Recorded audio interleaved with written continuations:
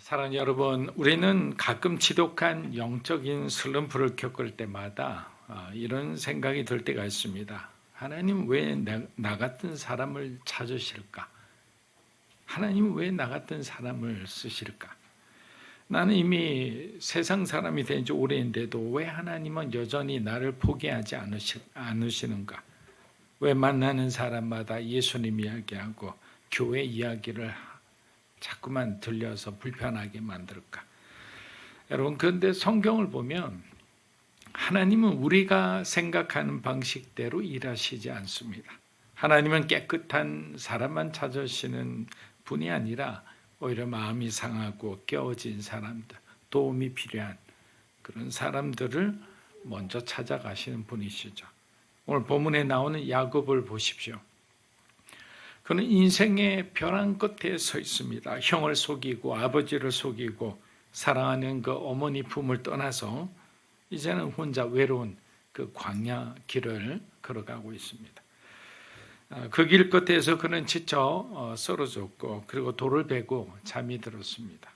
아무리 봐도 그곳은 은혜가 임할 만한 그런 장소가 아니었습니다. 기도하는 자리도 또 그가 회개하는 자리도 아니었기 때문입니다. 형 에서와 아버지 이삭을 두려워해서 도망치다가 쓰러진 그런 자리였을 뿐입니다.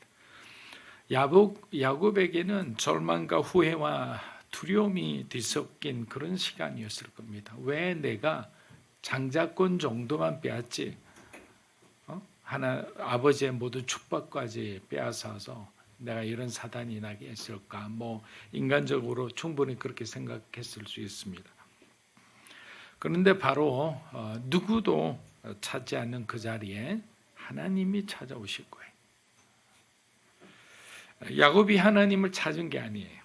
여러분이 하나님을 찾은 게 아닙니다. 하나님이 야곱을 그리고 영적 기근 속에 있는 저와 여러분을 하나님이 바로 그때 또 미래의 그 시간에 찾아오실 겁니다. 야곱은 잠에서 깨어 이렇게 고백합니다. 창세기 28장 16절입니다. 여호와께서 과연 여기 계시거늘 내가 알지 못하였더라. 여러분, 이 말씀이 오늘 우리에게 얼마나 위로가 되는지 모릅니다. 하나님은 우리가 거룩할 때, 우리가 하나님의 말씀에 순종해서 하나님의 뜻대로 위대한 사명을 이루고 있을 때만 나타나시는 분이 아니라는 거예요. 우리가 거룩하지 않아도 하나님은 언제나 거기 계셨다라는 거예요. 우리가 실패했을 때, 우리가 실수했을 때, 우리가 시험 따라 하나님을 멀리 떠났을 때도 하나님은 찾으시고 하나님은 도우셨다라는 거예요. 여러분, 혹시 이 자리에 야곱처럼 나름 열심히 살려고 애쓰다 지쳐서 모든 것을 내려놓고 도망치고 싶은 분이 계십니까? 그렇다면 꼭 기억하십시오. 여러분이 가장 힘들어하는 자리가 바로 오늘 야곱에게 임한 그 하나님의 은혜가 임하는 자리. 이스라엘 백성이 광야를 지날 때도 그랬습니다. 그분은 마치 아버지가 아들을 품듯이 그들을 안고 그러셨습니다. 신명기 1장 우리 31에서 33절입니다. 광야에서도 너희가 당하였거니와 사람이 자기 아들을 안는 것 같이 너희 하나님 여호와께서 너희가 걸어온 길에서 너희를 안으사 이곳까지 이르게 하셨느니라. 이 일에 너희가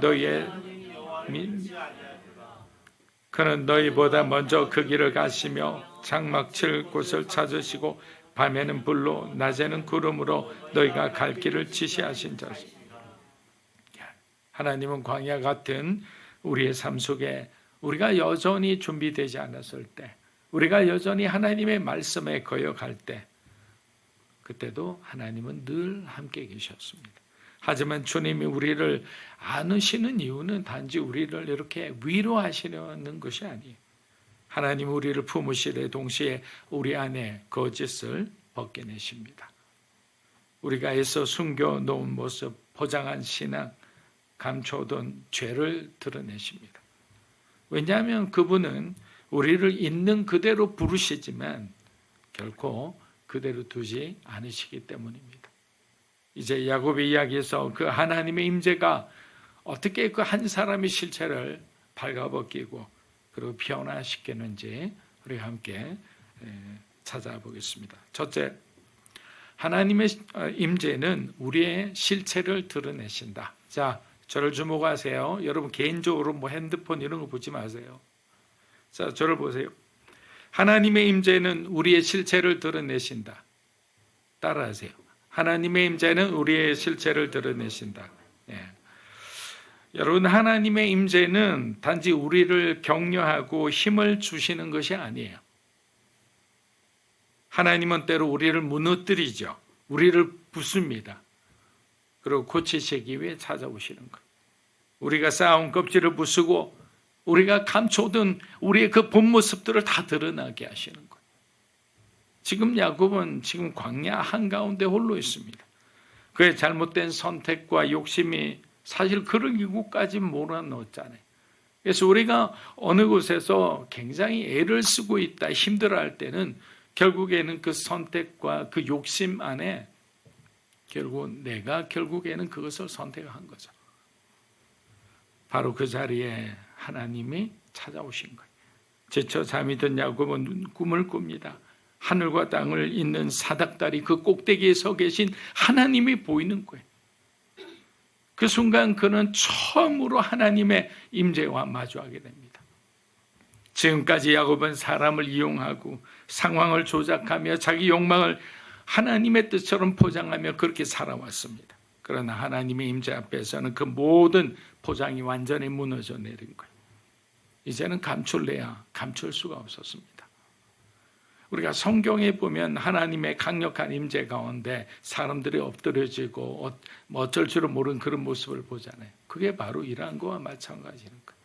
다 드러나고 다 굴복하고 다 포기하게 되는 거예요. 야곱은 이렇게 고백합니다. 창세기 28장 16절입니다. 여호와께서 과연 여기 계시거늘 내가 알지 못하였도다. 여러분, 이 고백은 단순히 몰랐다라는 뜻이 아니에요. 알면서도 외면한 거예요. 우리도 그러잖아요. 알면서도 외면하죠. 하나님이 계셨지만 그분과 함께 살기를 거부한 삶, 그것이 바로 야곱이었고 또 우리였다는 거래요. 왜? 우리가 하지 말아야 할 일이 너무 많기 때문에. 왜? 하나님을 잘 섬기면 사람들에게도 좋고 하나님에게도 좋지만 내가 정말 하고 싶은 것을 많이 포기해야 됩니다. 여러분, 일요일이라는 이 썬데이라는 날짜는 직장인들이나 일하는 사람에게는 쉼을 얻는 가장 중요한 날이잖아요. 근데 크리스찬들은 아침부터 나와서 교회에 나와야 돼요. 봉사해야 됩니다. 섬겨야 합니다. 그럼 어떻게 되는 거예요? 우리에게는 언제 쉼이 있는가? 그런데 하나님의 그 임재 앞에서 우리는 쉼을 얻게 되는 거예요. 세상과 다른 쉼인 거죠. 야곱은 두려움 속에 이렇게 고백합니다. 28장 17절입니다. 두렵도다 이곳이요 이는 하나님의 집이요 하늘의 문이로다 하고. 자, 그동안 겉으로는 장자의 축복을 받았지만 속은 이미 다 무너져 있었죠. 엉망인 거죠. 그날 야곱은 비로소 깨달았습니다. 나는 지금껏 하나님의 이름을 피로 살았지 하나님과 함께 살지 못했습니다. 하나님의 임재는 그를 감사하기 전에 먼저 그를 낱낱이 마치 해부하듯 해체한 것. 감정을 어루만지기보다는 그의 중심을 다시 세우셨습니다. 하나님의 임재 앞에서는 기도의 양도 사실 화려한 신앙의 이력도 세상에 우리가 가지고 있는 어떤 타이틀도 소용이 없습니다. 왜냐하면 하나님은 우리가 붙잡고 있는 것, 우리가 이룬 것을 보시는 것이 아니라 우리가 지금 감추고 있는 것에 관심이 있기 때문이에요. 왜? 우리가 감추고 있는 것을 끄집어내어야만 하나님께서 하나님의 사람으로 우리를 변화시킬 수 있기 때문입니다. 물론 그 드러남은 수치스럽습니다. 하지만 기억하십시오. 용기를 내야 합니다. 바로 그곳에서 진짜 은혜가 시작되기 때문입니다. 그리고 사단이 이제 더 이상 우리를 괴롭게 하지 못하죠. 하나님이 우리의 실체를 드러내시는 이유는 단 하나입니다. 우리가 지난번 성경 통독에서 배운 내용 그대로입니다. 하나님이 우리의 실체를 드러내시는 이유는 우리가 인위, 즉 내 힘과 내 뜻대로 사는 삶이 아니라 신위 하나님이 주도하시는 바로 그 십자가의 삶을 살게 하기 위해서 하나님이 그렇게 하시는 거예요. 야곱은 그날 자신을 조작하며 살아온 인생이 하나님의 손에 의해 철저히 해체되는 것을 경험했습니다. 그리고 그 무너짐에서 속에서 하나님의 부르심이 시작된 거예요.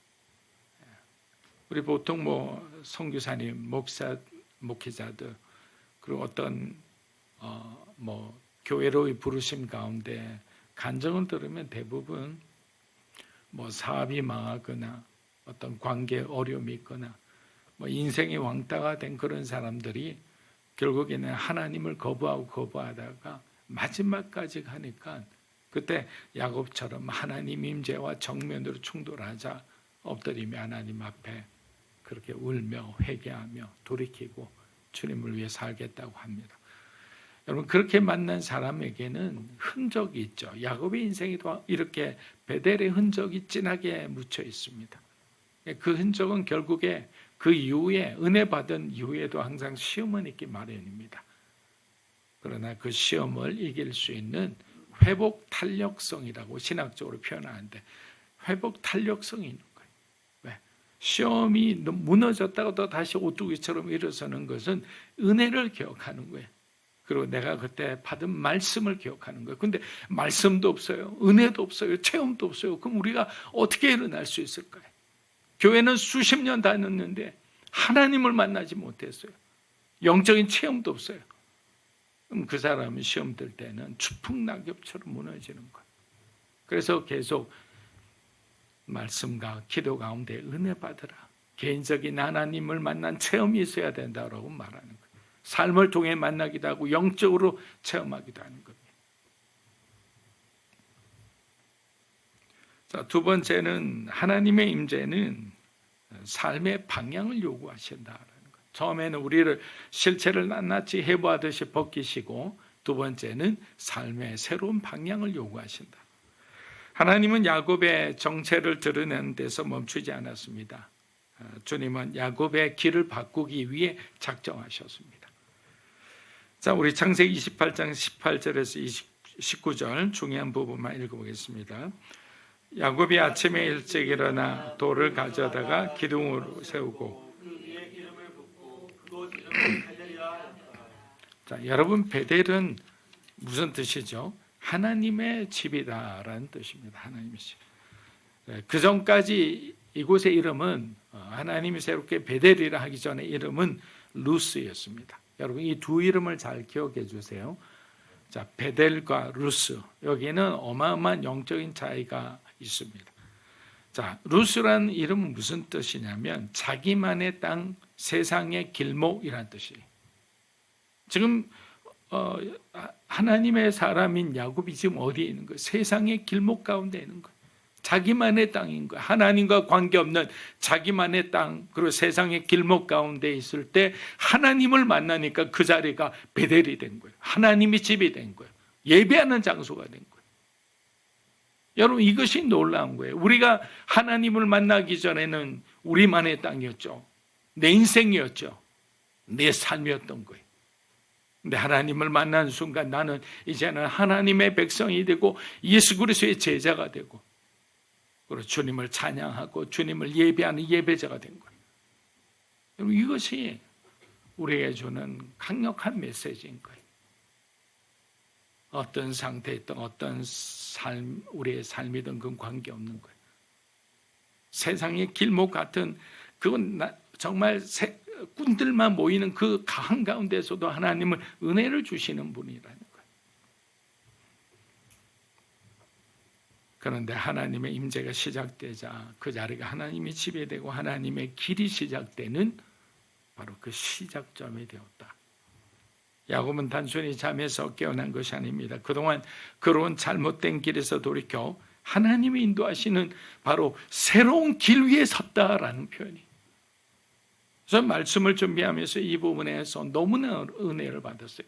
아, 그렇구나. 우리가 기차를 타면 레일이 이렇게 하는데 이쪽은 이쪽 가고 저쪽 가고 중간에 방향을 바꾸면 이쪽이 오른쪽으로 갑자기 가버리고 이렇게 하잖아요. 우리가 지금 어느 도로 위에, 하나님의 그 길 위에 있는지, 아니면 세상의 길 위에 있는지, 내가 만든 길 위에 있는지 우리가 고백하고 분별할 수 있어야 한다는 거예요. 그리고 기름 부은 돌기둥 앞에 야곱은 비로소 이렇게 서원합니다. 창세기 28장 20절에서 22절입니다. 야곱이 서원하여 이르되 하나님이 나와 함께 계셔서 내가 가는 이 길에서 나를 지키시고 먹을 떡과 입을 옷을 주시오. 아버지 집으로 돌아가게 하시오며 여호와께서 나의 하나님이 되실 것이요 내가 기둥으로 세운 이 돌이 하나님의 집이 될 것이요 하나님께서 내게 주신 모든 것에서 10분의 1을 내가 반드시 하나님께 드리겠나이다. 네. 자, 이전까지 하나님은, 야곱에게 하나님은 어떤 사람이었죠? 이삭의 하나님, 아버지 이삭의 하나님, 할아버지 아브라함의 하나님이었던 거예요. 여러분, 우리가 교회에 신방을 하다 보면 그 자녀들도 와서 목사님 좀 우리 자녀 기도해 주시고 하시죠 합니다. 예배 다 드렸으니까 가서 이제 방에 가서 기도해 주고 하는데 정말 이 장면 그대로예요. 다락방 장님의 하나님이고 순장님의 하나님이 자기 하나님이 아니에요. 제가 뭐 편히 이야기할 수 있는 분은 나중에 교회에 오면 만나서 커피 한잔 하면서 그런 말씀을 드리죠. 집사님, 지금은 아드님이 기도가 많이 필요하고 때로는 기다려 주더라도 한 번씩 이렇게 이 말씀을 해 주셔야 될 것 같습니다 라고 하면 또 알아들으시고 또 기도를 더 이렇게 강하게 하시는 것을 볼 수 있습니다. 사랑하는 여러분, 이제는 야곱에게 하나님이 나의 하나님이 되었다라는 것은 신학적으로나 성경적으로나 신앙적으로나 너무너무 중요한 사건이에요.